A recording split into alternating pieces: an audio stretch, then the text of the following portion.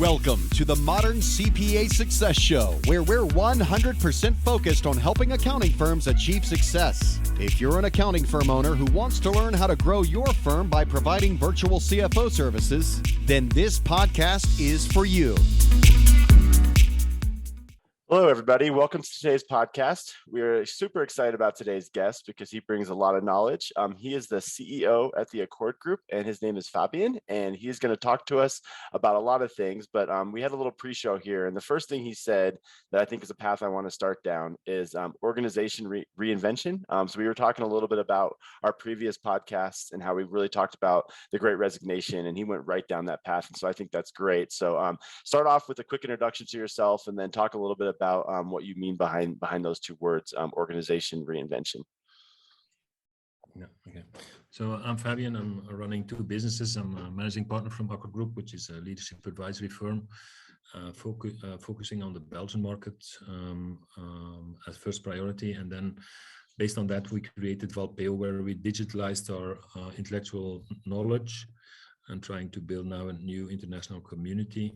I wrote a book on that thinking, which is disruption at work, and it gives you an idea of the stages on development. When I say that we're in the stage of organizational reinvention, it means that there has been a time that making your organization more efficient or more adapted to future needs of clients was okay. But today it's about, often we see transformations of business. You need to rethink your business model to adjust to new societal needs, because society has evolved, science has evolved. What makes sense and does no longer make sense in society has evolved and will further evolve. Sustainability is on the agenda now for 5 to 10 years. It wasn't the case in the 80s. It is now. Inclusion will become more important in the coming years, probably.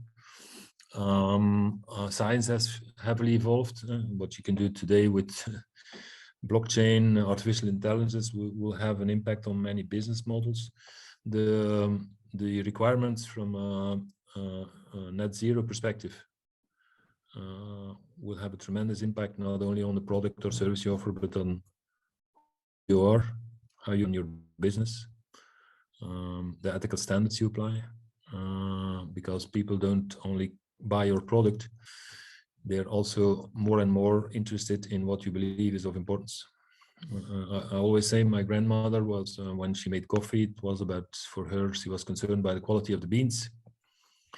Today we buy fair trade because it needs to meet our conviction. So we're influenced by other things than the taste buds.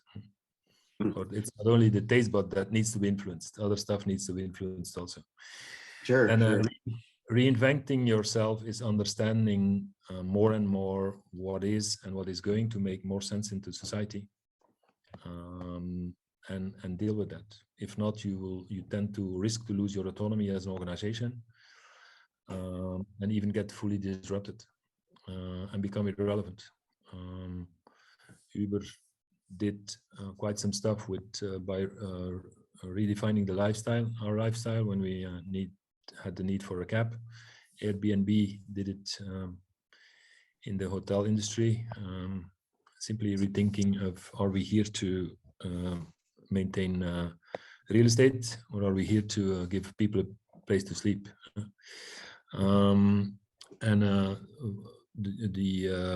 The scientific evolution of technology has made that thinking possible.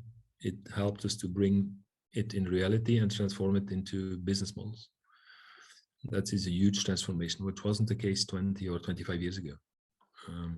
So many sectors, many industries are under pressure for that reason. Look what happens in the automotive industry. Musk said, I'm going to prove that driving an electric car can be fun also. And that was the beginning of everything. Mm-hmm. And you see where we are today. Nobody was interested. And now everybody is moving into electric cars. So the question is, what is the next thing he's going to invent that will shake up the world? So like if you're looking at a company that, let's say a service-based company, And, you've seen some turnover. I think like just about all service-based companies have seen turnover, probably more so than what they've ever experienced. And now it's time to reinvent themselves. If you're a consultant for that company, how are you going to approach things, and what are you looking at? What kind of questions are you asking the business owner, the business owners? How do they relate to their context? And what is their perspective on their context? So it all starts from there. Is if hospitals move into healthcare, it's no longer about maintaining your position in the hospital industry, as I say, but reflecting on your place within a healthcare ecosystem, as an example. So what is your perspective of context? Because if you don't have the right perspective of the right context, you're not looking at the right things. Consequently, understanding who else is moving into that context, and what roles are they going to start playing in that context. The hospitals were there to get you cured when you were sick, but in the meanwhile, pharmaceutical companies sell more probiotica than they sell medicine. There's a new context that has been created, and not getting cured, but not becoming sick. So what are you? In what context are you? That's the first. What is your perspective and your understanding of how that context will evolve? So, and that requires first your initial purpose of your organization, not what do you do, but why do you do what you are doing, and how relevant is that still today? And if that is still relevant, you can improve it. And then is a question: do the people who run your business are at that same level? Are they able to understand the purpose behind what you do, or are they only focusing on what you do? And are they capable of managing that, not only your activity, but that purpose and your ambition you have? Why are you here in society, and what are you trying to create? If that purpose becomes irrelevant, you need to have people who are able to create new mental models of new purposes, which is very complex. Building a new identity, it will take you 5 to 10 years. So you need patience, but you need sure that those who build it are able to cope with that. When you look at C-level people at the C-suite, I've seen a lot who are capable to improve a given context. They come in and they look how they can improve the system. But today that's becoming insufficient. You at least had to sit outside and reflect on how the world will evolve, so you can align yourself with that next future. And the next stage is becoming aware that within that context you're playing a role that can become absolute for reasons of technology. As I said, the example of Uber and Airbnb is a beautiful example. Your role becomes irrelevant when you're not integrated in a new context where technology has taken over. And trying to understand, why did you create what you created? Why were you here? How did society evolve in all its dimensions, from a philosophical perspective, from a political perspective, from a scientific perspective? And what is the new reality that needs to be created? So can you maintain your viability as an autonomous identity? If not, one day you will not longer be on the Fortune 500 list. Huh?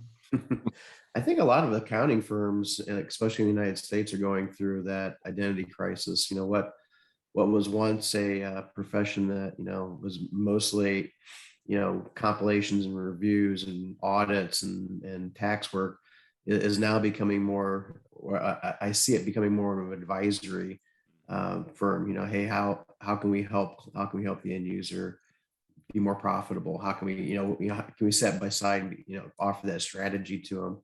And I think for a lot of the people that aren't open to that change, aren't open to that vision, are really going to suffer a long time, and I think they'll lose their clients in the process. Because I think clients are looking for that advisory work, versus the the basic compilation stuff.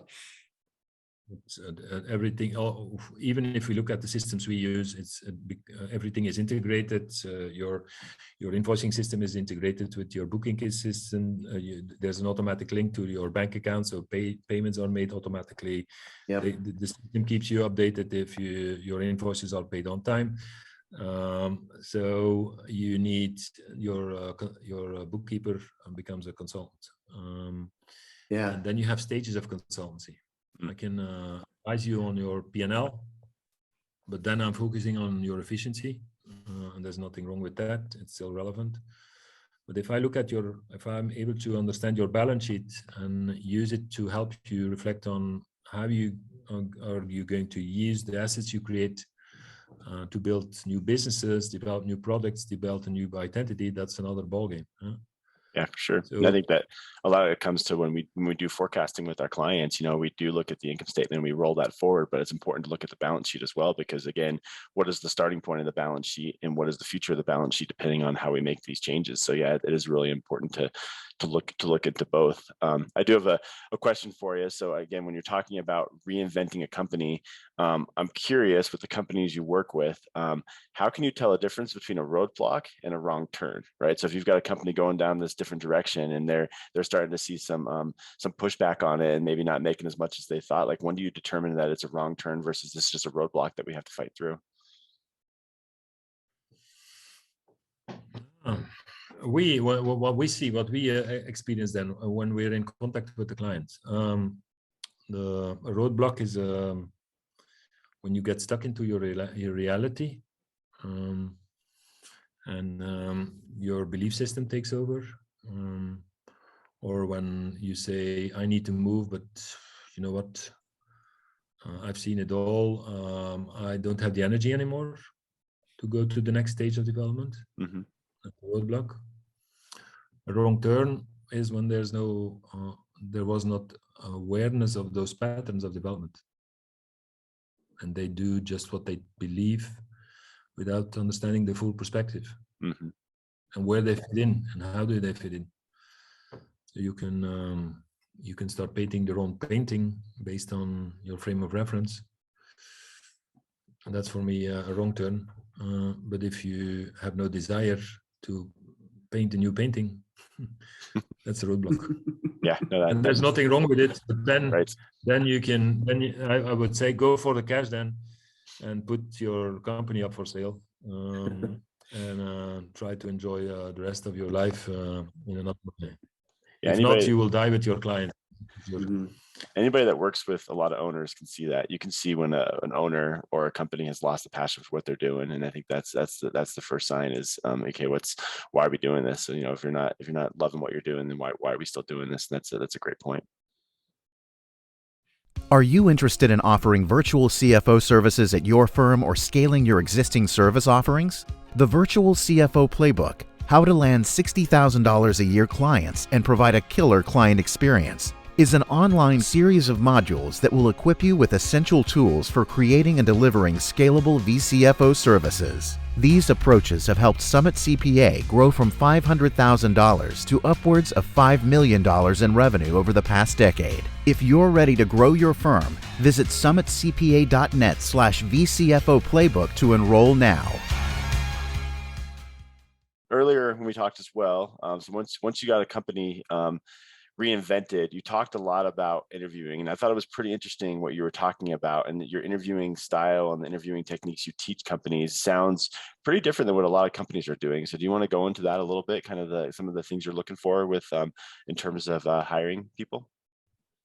Yeah, so when you redefine your purpose, you need to align people around that purpose. That's for sure. So you need to be sure that at least they are capable to understand the new mental model you try to bring into reality. Strategy is no more than a dream on paper, and depending on who reads it, it can get a different meaning.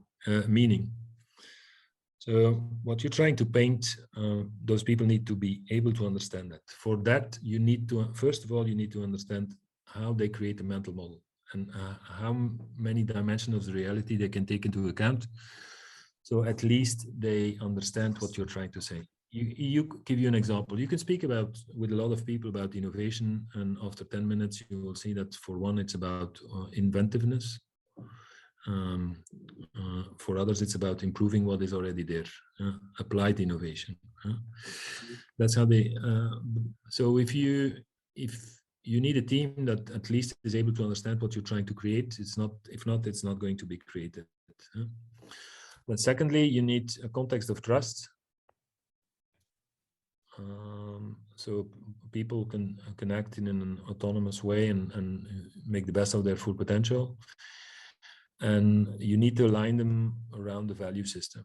So you have to see to it, you can have diversity in the room, but there must be a minimum set of code of conduct, standards, leadership compass, as we often call it, that guides everybody, that sets the limits and the boundaries, that stimulates people, but also defines the boundaries, because you don't develop a purpose on your own. You need to do that with a group of people, so you need to be able to count on each other. So you need a balanced value system. I prefer to talk about cultural diversity rather than culture. Have respect for each and every value system, but at the same time being aware that all these are emotions that come in to play in an organization, and you need to avoid that they take over. At the end of the day, we're here to achieve something, and that's the main goal. So see to it that people understand what it's all about. So understanding how they create a mental model. Then see to it that there's a certain cultural fit. And thirdly, see to it that you have those people with the right behavioral preferences. If you need business developers, you need people who are able to inspire others or have the desire to do so. If you need quality control managers, you have a need or a desire to be somewhat a critical judge. So we look at how people think, what people feel, and what the impact that will have on an organization, and how they like to act. That's the trio of things we look at. So really understanding what that person is all about, and once you have that perspective, you will have a good understanding of the context one fit in, which is a little bit better than simply defining 10 competencies, focusing on those, and then not looking at all the rest that people also bring in. And that will have an impact on their behavior, and by consequence, the interaction with others in your organization. Mm-hmm. Do you, with the world changing the way it is, and a lot of people being home, and now there's a lot of work from home opportunities. I mean, we've been remote since 2011, so we've been doing this for quite a long time. Would there be any recommendations that you would have for somebody that's kind of thinking about going fully remote for a long period of time versus just the short period of time that they've had to this point? Yeah, I think you need to focus far more on a context of building a context of trust. We need to understand what people are capable of autonomously. How much can you empower them? Some need structure. And that what I'm telling now is from a productivity perspective. Can you count on them? And do I give them sufficient context when they're at home so they can at least do their job? That's one. But secondly, a lot of people get very energized when they're on their own. A lot of people don't get energized when they're on their own. Right. Mm-hmm. How do you identify that person that gets energized? I mean, because that's a really a key factor that we found, for those that, because Jamie and I are very outgoing. We enjoy being around people, talking, chatting. But to be honest with you, since we've been remote since 2011, I feel I get just as much conversation than I would if I was in a brick and mortar, just because I guess it's very intentional. But how do you find people that have that drive or that, and the innate ability to be able to handle that. Well, you can, these are criteria you can measure. Look at the personality traits, what they value, and you will have an indication of all that. So you need to pay attention on, are we, first of all, are we related on work, or are we related on purpose? And I cannot trust you. That's very important. That's the first stuff. I need to be able to, there needs to be a context of safety and trust, where I can count on you, so you don't have the feeling that I can micromanage. You need to be aware that not everybody likes to work remote. So don't start from what you consider important. Start from what make people tick. And secondly, don't try to connect work with salary. Try to connect purpose, because then you get passionate people. If they find their purpose in what you're trying to achieve with your organization, it's a different game than them saying, you know, I've got work for you, and I'm going to pay you for it. You build other type of relationships. So I believe that we're moving in that direction, towards where people will have different jobs. The number of freelancers have tremendously increased. Labor contracts will bit by bit become less and less important, unless for those who really need a safety environment, structures, who seek stability, and who don't dare to take that risk, because with freelance comes a certain illusion of risk. Mm-hmm. But the number of freelance is always increasing, because on the pyramid of Maslow, we're all increasing and going to the next stage of development, which is self-actualization and even social actualization, being part of something bigger than ourselves. What is the psychological contract you're building with your people? Not only the labor contract. What is the role you like to play in their lives, and start from there and try to build a scenario around them. So at least what you give in return, you get the contribution to your purpose. Mm-hmm. Yeah, and I think what a lot of people maybe fail is that they take their existing team, and they think, well, their existing team, part of the folks that you'd mentioned are going to work remote. It's just not going to work for them. Then there's going to be those that would be, but they stop there. And instead of looking at what the company is going to be down the road, or what the future of the company is going to be, well, maybe those folks will eventually find a different place in a different organization versus, with this one, you might have to go to a different direction if the company wants to be remote. But trying to force those people to be there, it's not going to work. And no. And it's not fair to them. It's not fair to the company. It's not fair to everyone. Yes, I think they have to be aware of that just because their existing team may not be their existing team, 5 years down the road or 4 years down the road, probably won't be. In a market where talent is scarce and becoming far more scarce, you cannot hire only people that value what you value. Yeah. And by consequence, you need to get a better understanding of what they value, so you can offer them. So in return, they contribute to what you consider important. It's an exchange of an appreciation of each other's needs and values, which puts you in far more in a participative relation than in a relation of subordination. Mm-hmm. That makes different. A lot of sense. Yeah, for sure. You mentioned, the importance of purpose, and I know we talked about this in our previous podcast. But one of the things that I listen for in interviews is, okay, how excited is this person about joining Summit? And that's one of the key criteria I'm looking for when I'm interviewing someone. And one of the key ways I look for that is, okay, how much research did they do, and how many questions do they have? And also, obviously, kind of the speed of their voice, and kind of how excited are they about what they're doing. But any other tips to, when I'm in an interview, to look for, okay, is this person really excited about Summit, or are they just looking for their next job? Well, how do they relate to, first of all, the role? What's in it when they look at the role? What's in it for them when they look at the company? And what's in it for them when they look at what the company is trying to achieve? And how do they relate? So what are their drivers on those different, from those different perspectives? That is important.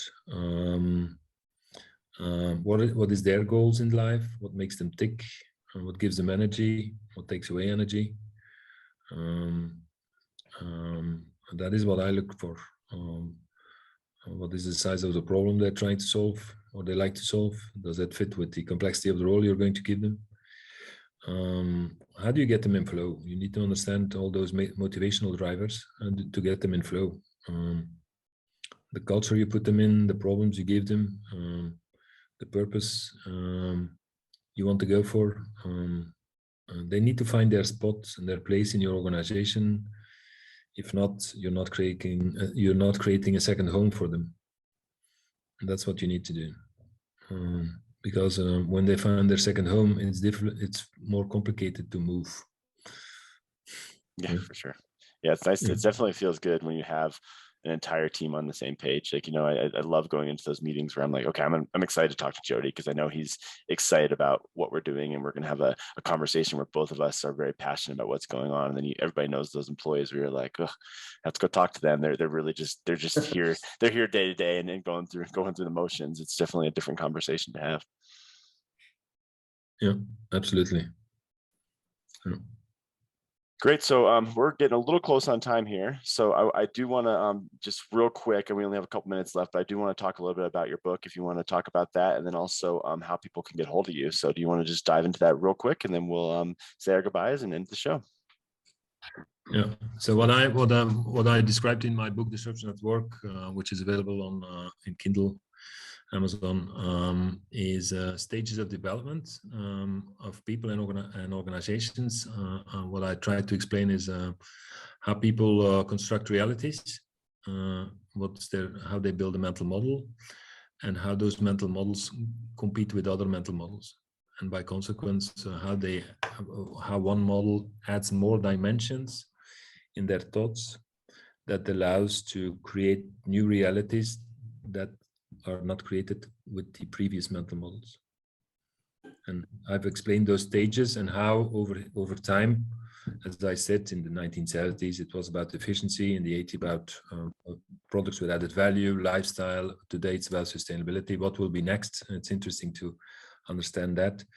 So it helps you, if you don't have big data, it helps you to understand what will evolve, why it evolved in the past, how it will evolve in the future, because everything we do is defined by one thing: the way we feel and the way we think. And the thinking influences the feeling, and the feeling influences thinking. But we create the realities that we are able to construct. If you understand how people construct realities, you will know why those realities has been created in the past and what will be the next reality that will be created in the future. And as we've seen, it becomes always more and more complex. That's why some simply say, you know what, I'm out of here because I don't get it anymore. Wow. Yeah. Definitely check that one out. Sounds fascinating. Great. Well, I definitely want to thank both of you guys for joining the show. I thought this was a really good topic. And Jody, any final thoughts from you before we end the podcast? It's just been a pleasure listening to you speak, and the conversation we've had was very enlightening. Took a ton of notes that that we'll be applying, of course, to ourselves, and then also really just kind of helping others out. So I definitely appreciate the time you spent today. Okay, thank you. Great. It was my pleasure. All right. Well, thanks again. Enjoy this podcast? Visit our website at summitcpa.net to get more tips and strategies for achieving modern CPA firm success. We're here to be a resource in this ever-changing industry.